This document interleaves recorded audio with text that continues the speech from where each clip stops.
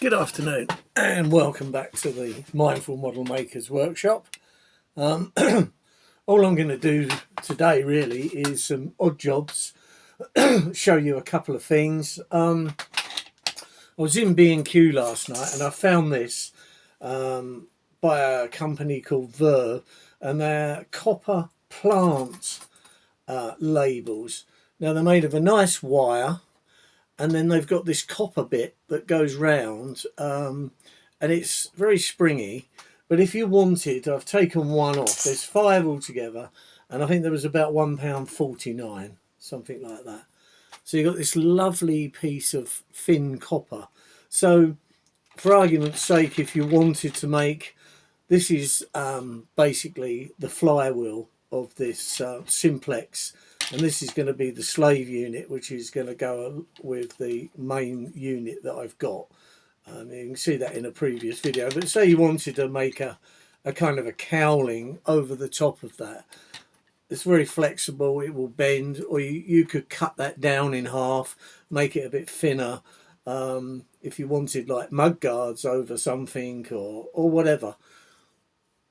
So for £1.49 you got 5 of these, and this, if for argument's sake I wanted to make handrails, various bits and pieces around this, I can cut this, bend it and fix it. So I see it in there and I thought, there's some, I could make something from that. So again, that'll just go in one of my boxes that I can use. So what I'm going to do with this now is give this another coat of green on there and probably another coat of black on there. So all right, you're watching me paint, but obviously I can chat whilst I'm painting, so that's not really a problem.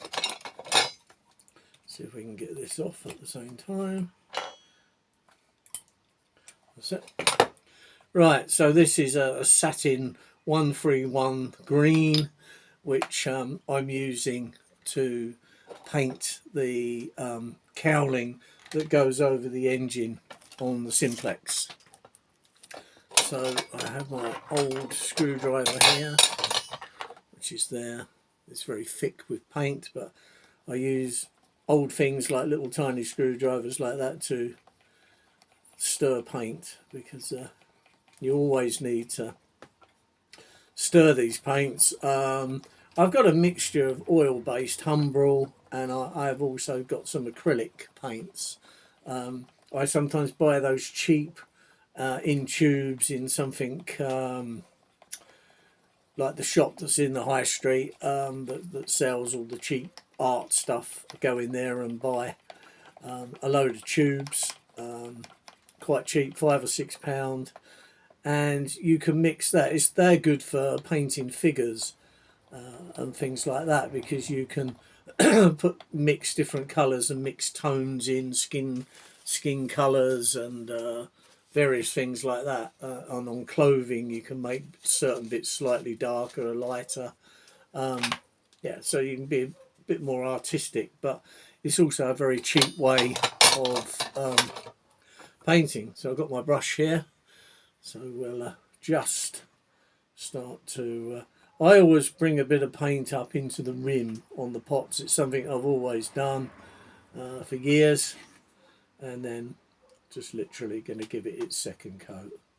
I've put these rivets on. Now these rivets, what I use are Diamantes. It's basically, I think, something that they use in the fashion thing. Ladies have it on their fingernails and things when they have their nails painted. So there are companies out there that sell them.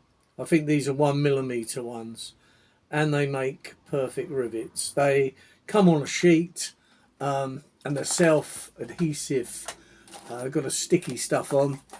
A few of them will fly off. There's some on there, and that's what it comes. But that's what they're for, to go on to. Yeah, these are 1mm black. I just went online and bought them. They're very inexpensive.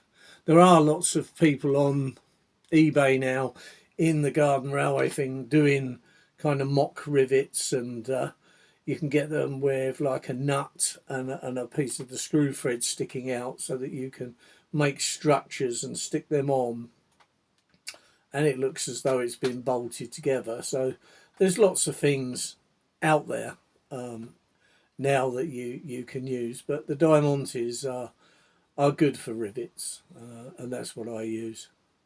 So this is the second coat, which is all it'll have really, and then later on when it's all finished I will then airbrush in the weathering, like the if you watch my simplex video when I made that, you'll see what it looks like after. It changes the whole thing once you've I mean, some people like their models to look perfect all the time, but I prefer now to weather some of the things and make it look a bit. The thing is, if you go to a small narrow gauge railway and watch, you know, a proper one like Leighton Buzzard, somewhere like that, the stuff is rusty and damaged and dented, and because it's old and it was used roughly because it did rough work. A lot of these railways that are now preserved, obviously they're pulling passengers, whereas they never did. When they were running, they were there running slate, coal, sand, whatever it was that they were mining at the time, because basically that's what it was. It was an industrial site. So, and a lot of these things would never have been able to pull half of. Some of these simplexes would pull a couple, would pull 2 or 3 kind of binny wagons with sand or something like that in, and that's all they'd be capable of pulling, especially if there was any gradients involved. So yeah, you couldn't put 20 wagons on the back in real life. Yeah, on the models you might be able to get away with that, but it's not really realistic. And don't forget, these things were very crude built, and they were just built to work, and that was it. So they didn't look pristine at all. Probably the day they were manufactured and came out of wherever they were built, they may have done, but from then on in, that was it. But so when you're modelling, you end up to make something pristine and then you make it dirty. Some people don't like that. They like their models to look perfect all the time. But no, I'm afraid I'm starting to get the hang of this weathering thing. I think it looks okay. I mean, it's just you do it how you want it to look. And I think the secret is just stop. Do so much and stop. And don't keep trying layering paint on, because it does start to run. So that's come up with quite a nice gloss, but that'll dull off when I paint or spray. I just use a very cheap airbrush, which is used, I think, in the hairdressing industry. They use them to make things look very sharp, edges and things when they're doing hair. A lot of men's hair, when you see a lot of these cuts and things down the side now, they look so perfect. A lot of them are actually airbrushed in. So, but those airbrushes are quite inexpensive. You can buy a very cheap kind of airbrush for about £15–20, and just has a little cup on it. Mix in a little bit of the whatever you're going to use. There's so much out there to do weathering with now. You can use powders, or you can use a liquid paint, whichever it is you want to use. It's all there, or a mixture of both even. Because rust is, yeah, you can buy a rust colour paint, but if you touch rust in real life, it's got a texture. So, you know, you can use a powder and come up with the rust. So right, there we are. There's the green on there like that. So very simple. So today I'm just going to be fiddling around with that, and then I'm going to probably start having a look at the barrel wagon, the PS Models barrel wagon that I've got. So this is what I do when I come home from work. Sometimes for a couple of hours I will come out here. This is an old concrete garage, And of course this time of year it's not the warmest, but once you start work you seem to warm up a bit. It's not freezing. I could, when it does get cold, bring a little fan heater out just to keep a bit warmer, because it's got electric out here. It's been quite good. I fixed a light up and there are several power points which are quite handy. So yeah, I was going to take it down and perhaps put another building, but it's a solid structure. I'll probably insulate the roof, and yeah, just some of the stuff needs to go. It's just packing boxes from when we moved, which are still in here. And it's probably like most people, we bring packing boxes with us, and then when you go to move again, you move those packing boxes and they've never been opened in between. So you think to yourself, well, there's nothing really in there that I need. So, but I think every now and again we do take one indoors and open it and have a look, take out what we really need, and take the rest to a charity shop normally. That's where it all ends up, and you think to yourself, well, would it have not been better to take most of it to a charity shop in the first instance? So somebody else might be out there wanting what you've got. So there we are. Right, so now we're just going to do a bit of black. This is I believe a satin black. Again, it will dull down when I say, yeah, satin, and this is number 85 if you're interested in that. And it is a Humbrol, because some of the ones I got are not Humbrol, but I just get whatever colours that I need. But these are the colours I use quite a lot. Don't really want a gloss for this. It may have looked glossy the day it come out the factory, but I start off with just this satin finish. It paints on quite nicely. You don't have to be perfect, because once you start to weather it, then it will dirty up. But like I was saying, yeah, when I come home from work, we usually have a cup of tea, and then I'll come out into the workshop for a little while, and I'll either make a video or I'll just come out and we'll just get on with something to perhaps advance something that I'm making, and then carry on and make a video. It just depends on how I feel. But the thing is, I just find the whole thing very therapeutic. So if you've had a hard day and you can come out for a couple of hours, it just calms you down and you're getting on with something. And the good thing about having a workshop, if you have that luxury, the good thing is the fact that you can just stop, clean your gear up at the end and leave it, and it's there, and you can come straight back and get on with it. You don't have to put anything away. So that's a good thing.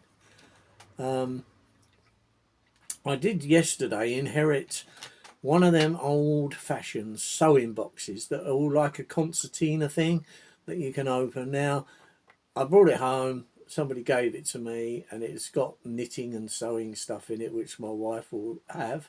But the box itself, she didn't really want. But I thought to myself, well, I'm got plans to turn it into a kind of a portable model box with tools in and glues and various things for when I'm modelling.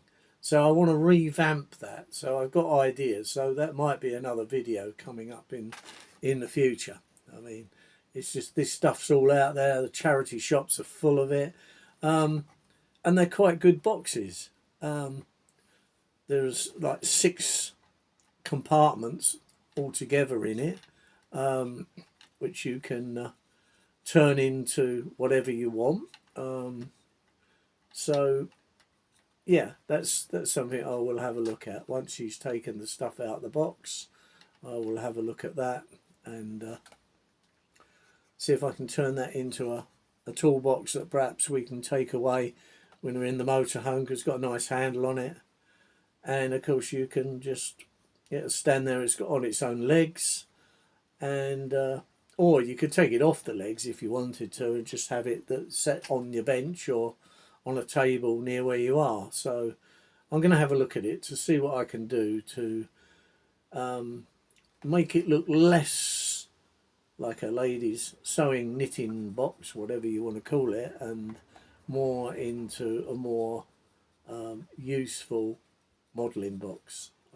That's what I would like to do. So yeah, that's something I was thinking when she said last night that she didn't want it. I thought, I might see about making that into something. So if you're interested in that, then there may be a video coming along at some point when I've worked out roughly what we're going to make it look like and whether it's worth doing. But it's a container, and it's built for a modelling really when you think about it, because you can put the paint in the little trays, your tools, and various bits and pieces. So yeah, it could be quite handy. I just need to think about it a little bit, and then I come up with an idea, do it, and I can let you be the judge whether it's worth it or not, or whether it's worth just taking to a charity shop and giving to someone else who wants to fill it up with their sewing and knitting stuff. So yes, there we are. So there's one side. Looks a little bit thin while it's a bit shiny, but when it dries, it goes back a softer colour, because it's not a full gloss. So it always looks better when it's dry. So we're getting this done, because so what I want to do is put like a permanent couple between this and the main unit, which will have the motor, and it'll have a loco remote chip in it. For those people that don't know, if you go onto the loco remote website, you will see that they make ideal for PS models stuff, and you'll find somewhere it would fit inside that, because you can make that come off. On this one it doesn't, because it doesn't need to. There's no motor on this unit at all. It'll have a little bit of weight on it, and that's it, and it'll be permanently coupled to the main unit. And then I will put wires going, so on this back bit where this flywheel, because that's the flywheel from the motor, this is a box where it generates the electric, and then there'll be cables through to the main unit, and that's what will do the controls, so that the two engines can be controlled from one, which the other one's got the cab on. So this is the slave unit, and all this is for extra power. That's its sole use. It basically is a second engine that will be controlled from the main engine. So that's as far as I know, this is a completely fictitious thing. It was what they call a never was, but I just fancied making it just for something for interest on the railway. Next year I'm going to start revamping the railway. I've had a year of it basically as it is running round. It's been all right, mainly affected by the sun. I'm living in Lincolnshire, and when it's hot, it's hot. It's plastic track. There's not been so much problem from the track, because you can, if you screw that down in enough places, that will stay down. But of course, what's been happening, because I've been laying it on small pieces of wood, just either bits of pallet or whatever, they've been twisting and moving around and doing all sorts of things and causing other problems. And of course, slightly different heights with the thickness. So what I'm going to do now, I'm either going to use a plastic type of decking, which you can get now, or I'm going to use ordinary wooden decking and cover it with roofing felt, as a lot of the garden rail guys do when they build their tracks outdoors. So that's something that I'm going to work on, but that will probably more be like the spring, because I'm not going to do too much. The track's all there. I don't want to take the track up, because if I get up the odd warm day during the winter, I'd like to run something. So I'm just going to leave it there, so that I can run, because I'm getting on with my gauge 1 live steam loco. Even though it might not want to go around the corners, it can run along the main straight backwards and forwards, because obviously once I get that running, I need to run it in. So of course I'll just be continually going backwards and forwards with that to get that run in. So right, So what we've done now is both sides. I'm just going to do this bit on the front, and then I'll probably start having a look at the other wagon that we're going to build, which will probably be hauled by these two, because even though they'll be twice the power, it still won't haul anything really hefty. So, but I just think it would be quite a novel thing to have on the railway. That's really all I've made it for, just something different. So, which is what I like making. So just get the black in there, get that all done like that. Because this won't come to life really until it's coupled to the other one, and it's got all the weathering on. There's still a little bit of work to do on here, some metal work I want to do with some railings and various bits. That's why I found that wire last night, so I could make a railing like the other one on the front, and because that doesn't come with the kit, so I've added various bits and pieces. There'll probably be a few more bits of detail that I just want to put on because it's a bit bland otherwise. But you can look at pictures, which is what I do. Go online, loads of simplex stuff online. There are so many versions of a simplex, some with cabs, some without cabs, and you got like the tin turtles and things that were used in the First World War, where they were shifting munitions and various stuff around. So that's quite an interesting thing. Depends on what side of this type of modelling you like. So anyway, I think that's going to do for now, to be honest.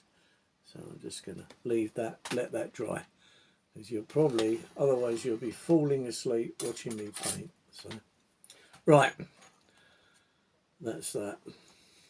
There's the radiator that's going to go on the front. I'll just pop that there. You may notice I've had a little bit of a clear up on the on my desk as to what it normally is, because it's normally very messy, but that's the way I am. And I don't make any things for that. That's just how I work. I've got loads of bits in here where my stuff is everywhere. But I know mainly where most things are. I can't admit to knowing where everything is, but where most things are. Right, so brush is clean.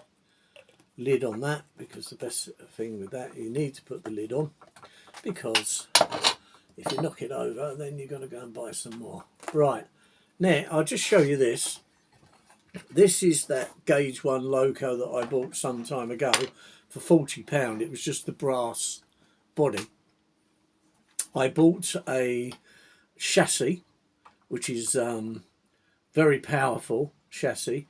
This will run 12 volts when it's finished, but it'll be a loco remote again, because it can all fit up inside, because that comes off. There's the motor. It's a lovely gearbox fitted to that. All the loco remote and battery stuff can go inside there, and that'll go back on. So I bought this for £40. I can't remember how much I spent on the chassis, but there is a video made for that. Again, it's an eBay product.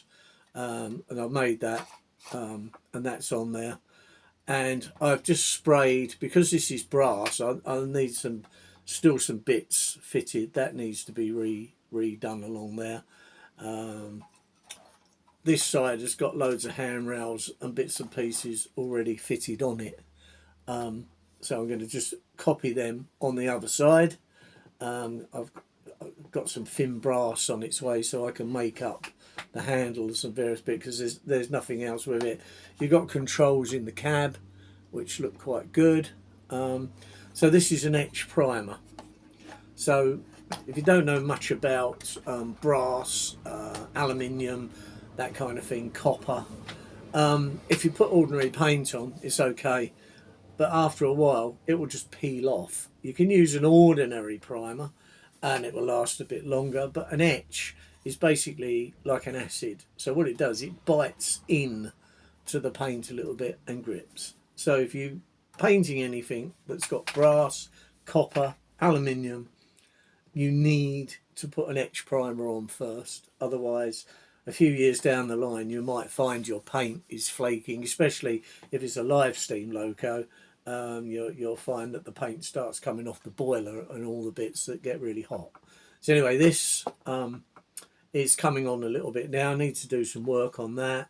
But as you know, if you follow my channel, I tend to have several things running at once. I've converted this. I think this is I think it's an O2 like railway BR type loco. I've converted the front to have a multi-positional narrow gauge type coupling. The same on the back. The buffers, I bought some gauge 1 buffers. They don't kind of fit in the stocks at the moment, but what I've done, I've got a little mini lathe now, and I will turn them down so that the buffers fit into there. So I've got buffers for that. I've got to make a roof because I haven't got any other bits to go on, so the rest I've got to make myself, but I don't think that's very hard to do. So it's all there, and it's quite well detailed. And I think you just make a lovely model. I'm not quite sure what colour I might paint that, something like maroon or something like that. I think that might end up, because obviously the narrow gauge company has purchased this as a BR from a BR, and it's been re-gauged, and it's going to run on the railway, probably pull in some freight and even some passenger stuff, so it will go on my narrow gauge railway. But yep, so there's something to come. Right, let's find the next project. Right, well, this is it. I've already covered basically what I'm going to build, and this is a PS Models. I'm always saying I'm not sponsored by PS Models in any way, shape or form, but I like the stuff. 2 reasons. One, it's inexpensive, so you could build a rake of wagons very cheaply. You also get a choice of making it 35 or 45 mil. Not all of their wagons. Some of their wagons are 32 mil only, so you do have to shop to make sure. But they're very simple kits, very inexpensive, and to my mind, they make up as a nice model. And it gives you the measurements. So the main thing is that if you're making 45, when you don't have to keep reading the instructions, the simplest thing to look at is this. Let me get the base plate out, if I can get that all out. Right, this is the base plate. So there, you've got this. So obviously with the 45 mil, it's the outer 2, and the 16 mil is the inner 2. If you get that bit right, then you can't go wrong. And sometimes you'll get like an acrylic type bearing, and sometimes you will get brass. With this particular model, you've got your wheels, you've got your buffer bits in there, and you've got 4 push-in brass bearings as well. So yeah, so all you really need to do then is to get these, and you can put your bearings in first if you want, or you can just put these in. Sometimes you have to do a little bit of work with a file, just take rough edges off, but really it's they're pretty accurate. So let's get a file, which will be there, and you can just put a little chamfers on just to make it fit down in a little bit easier, because you don't want to kind of, because this type of wood is kind of laminated in a sense, you can make them part, the laminations part, and then it is very difficult to push into something because it kind of swells up. But I find if you just take the corners off a little bit, it just gives it a bit of help of sliding in. So that's all you really need to do. So let's see if that's done the trick or not. So that's it. That's gone straight in there now. So that's that one done like that. And then I'm just going to do the other one. So these are very simple models, but I just like them, you know. And like I say, I'm not sponsored in any way or paid. I don't get paid for anything that I do on here, and I'm not too, you know, if somebody ever approached to say, oh, could you do this, then I would do it. But I'm quite happy buying, because I buy the model because I want it for myself, you know. And the other thing is that most of the stuff that's on my railway, apart from the track, I make myself. The buildings, I made that signal box. You'll see videos of that, because I think there's well over 500 videos on the channel now. So they're all there. So if you subscribe, you can then watch the whole lot at your leisure, if that's what you want to do. And I do cover other things. It's not all railways. It's 90% railways, but there's a bit of boating on there and various other bits and pieces. So that's as simple as that to get that bit on. So all that needs doing now is a little spot. I use super glue because it's quick and it's easy. And sometimes with the tricky stuff, what I've tended to do now, in one of the cheap shops that I go to, they do this mitre kit.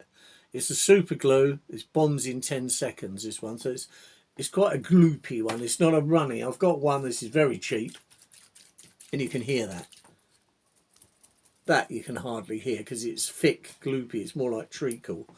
But it comes with an activator. And the activator, if you got something like when I was making the cowling on this simplex to go around there, I would put the super glue on, get the plastic on it, hold it, put a little bit round the bend, and then I'd spray it, and then it would set because it activates faster. It's used a lot in like the UPVC trade when they're putting like your soffits and stuff up. Sometimes there's bits that they stick. They actually use a super glue on it, and then they use an activator because then it sticks very fast. So that's what they do. Right, I think that needs the hole making bigger. So somewhere here amongst my stuff is something to make the hole bigger.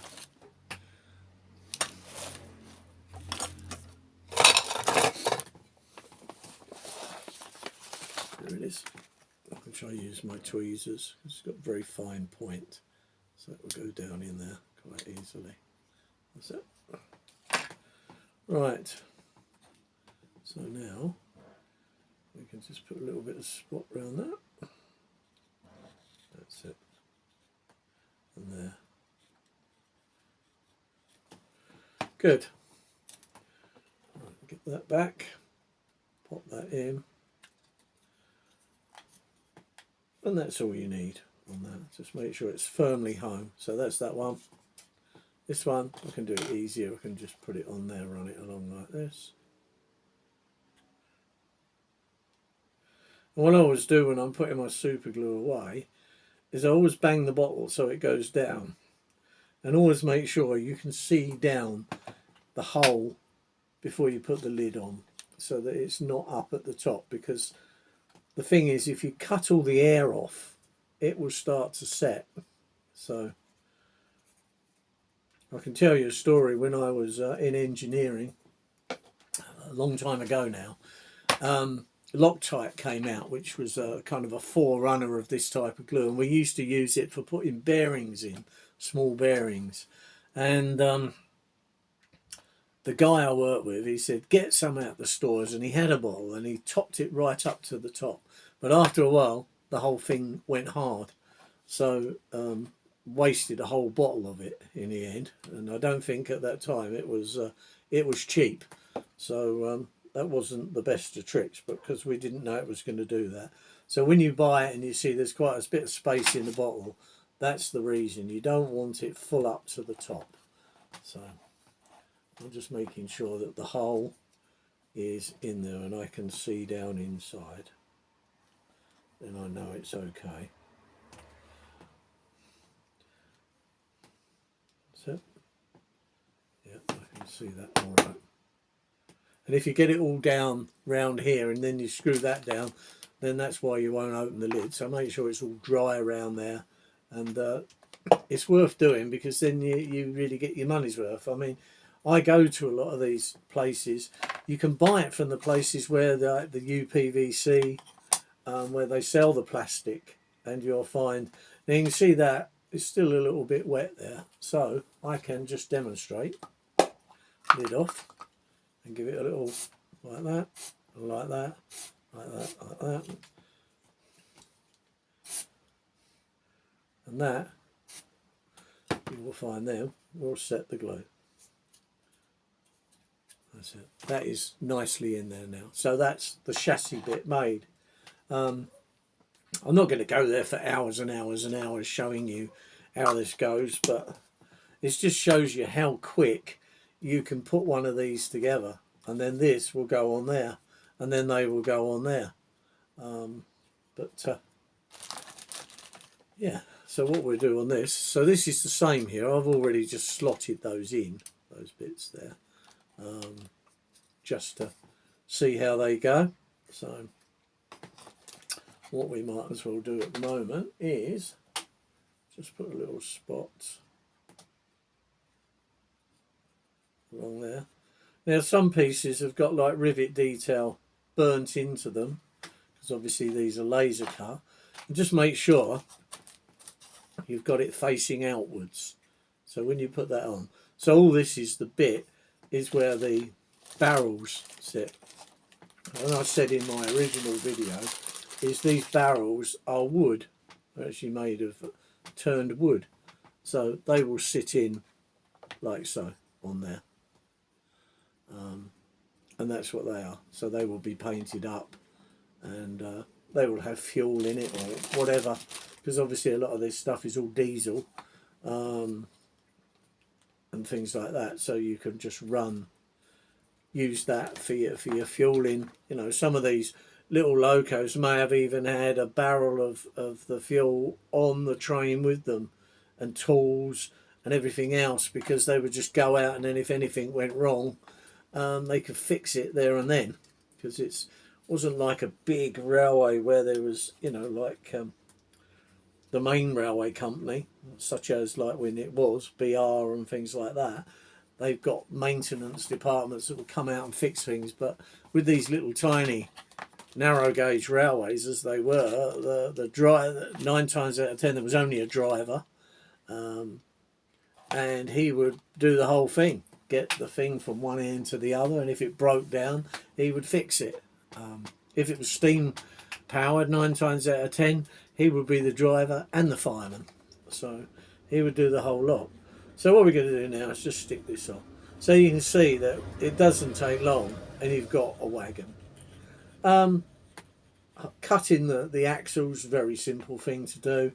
It just tells you what it is that you have to do, the length. I'll just show you on the instructions. Let me just get this on. I just need to eye this in really to make sure it's in the right place. Just use your eyes. You can mark it and put scribe lines on if you want, but you don't really need to. So that's the base of the wagon. The 2 barrels will sit on that. You've got this other inner bit that's going to go, so that when you see the wagon, this will go on. That will fix on. The wheels will be in between that, so that will just go on, and you paint that. So that's like the axle box, so to speak. So, and the wheel will go in between the 2 bits.